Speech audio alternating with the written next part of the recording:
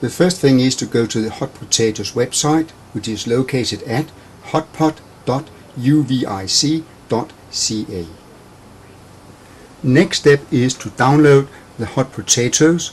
I go to the Downloads area, and there I choose the Hot Potato 6 self-extractor. I have to save it. I want to save it in my download folder. I'll make a directory called Hot Potatoes.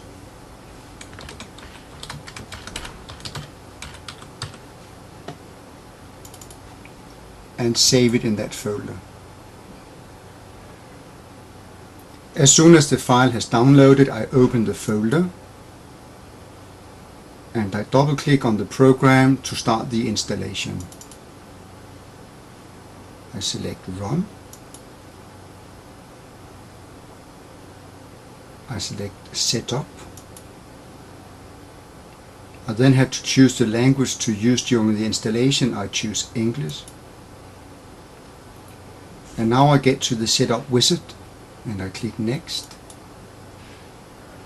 I have to read the software license agreement. It is important to notice that Hot Potatoes is not a free program, but a program that you can use under certain conditions. The main thing is that it's not legal to use it for commercial purposes, and you always have to share your end results online, otherwise you have to pay a license.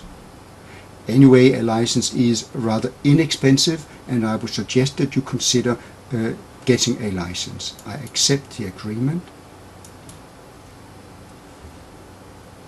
I click Next. I want to install it.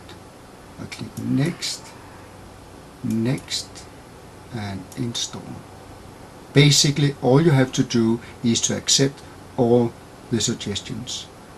And now it's ready to launch. Before I launch it for the first time, I can choose the interface. It has a lot of different options: Albanian, Catalan, German, Spanish, Estonian, Finnish, French, etc. But I decide to use the English interface. To register and open the program, I go to the menu where it says Help. I click on Register.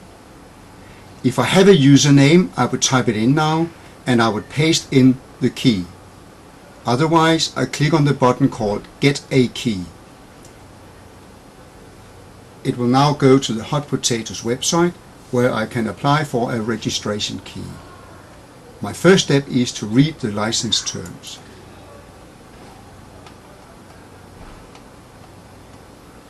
And there again, I'm told that Hot Potatoes is not freeware. I read through the conditions of use. And finally, I check that I have read the agreement. I type in my first personal name, my last name, and my email address.